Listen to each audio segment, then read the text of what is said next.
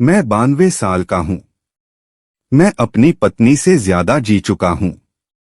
मैं अपने दोस्तों से ज्यादा जी चुका हूं। मैं अपने दुश्मनों से भी ज्यादा जी चुका हूं। और सबसे बड़ी बात, मैं उस इंसान से भी ज्यादा जी चुका हूं जो कभी इस बात की परवाह करता था कि लोग मेरे बारे में क्या सोचते हैं। आज मैं जिंदगी की उस चट्टान के किनारे खड़ा हूं जहां से नीचे की गहराई साफ दिखाई देती है।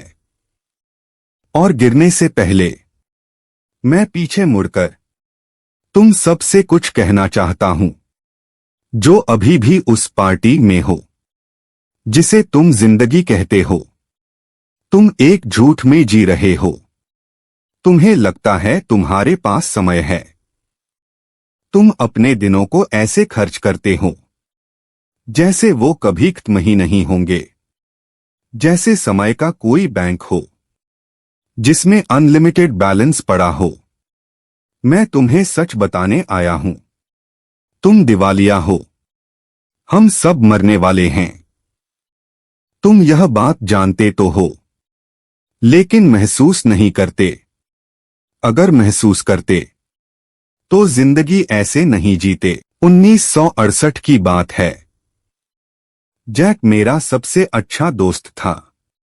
वो मुझसे ज्यादा समझदार था, मुझसे ज्यादा हैंडसम था और मुझसे ज्यादा अमीर भी। एक रात हम जश्न मना रहे थे। उसने अभी अभी एक बड़ा सौदा किया था। वो क्यूबन सिगार पी रहा था, लेदर की कुर्सी पर पीछे झुका हुआ। उसने मुझसे कहा, फ्रैंक, बस 5 साल और मेहनत करूंगा, फिर पैसा पूरा। फिर मैरी को इटली ले जाऊंगा, फिर पेंटिंग सीखूंगा, फिर जिंदगी शुरू करूंगा। जैक के पास पूरा प्लान था। 3 दिन बाद वो अपने ऑफिस से बाहर निकला, सीने को पकड़ा और फुटपाथ पर गिर पड़ा। भारी दिल का दौरा। उम्र सिर्फ 42 साल। वो कभी इटली नहीं गया। उसने कभी एक भी पेंटिंग नहीं बनाई। मैं उसके ताबूत के पास खड़ा था और सच्ची त्रासदी ये नहीं थी कि जैक मर गया। हम सब मरते हैं। त्रासदी ये थी कि जैक ने अपनी पूरी जिंदगी का इंतजार करते हुए बिता दी।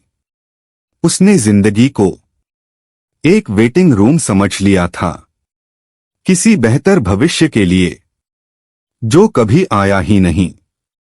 एक हफ्ते बाद मैं उसका ऑफिस साफ करने गया। उसका कैलेंडर अगले 6 महीने भरा था। इनबॉक्स जरूरी ईमेल्स से भरा हुआ था।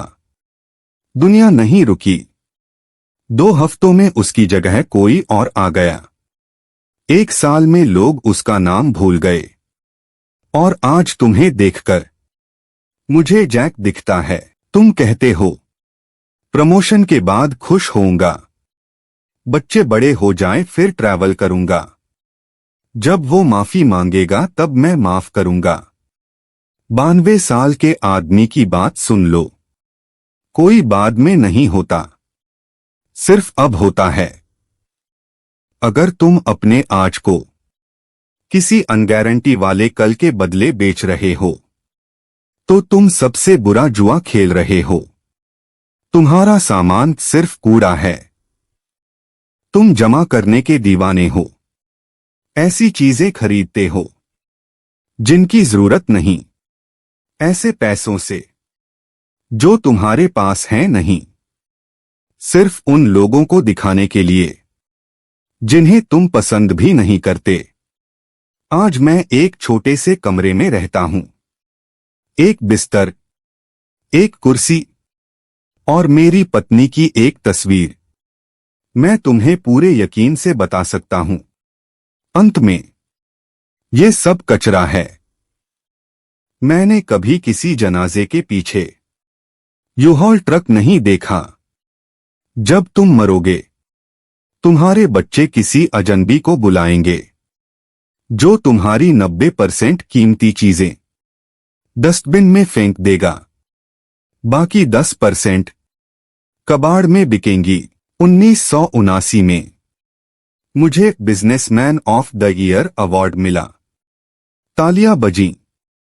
मैं खुद को भगवान समझ रहा था। घर लौटा। घर अंधेरा था। पत्नी सो रही थी। बच्चे सो रहे थे। मैं अकेला रसोई की मेज पर बैठा ट्रॉफी को देख रहा था। तालियां खत्म हो चुकी थीं और जिन लोगों के लिए मैंने सब कुछ कुर्बान किया था, वो लोग ऊपर सो रहे थे जिन्हें मैंने नजरअंदाज किया। आज वो ट्रॉफी किसी डिब्बे में पड़ी है। मुझे नहीं पता कहाँ, लेकिन मेरी पत्नी की उदास आंखें आज भी मेरे साथ हैं। अंत में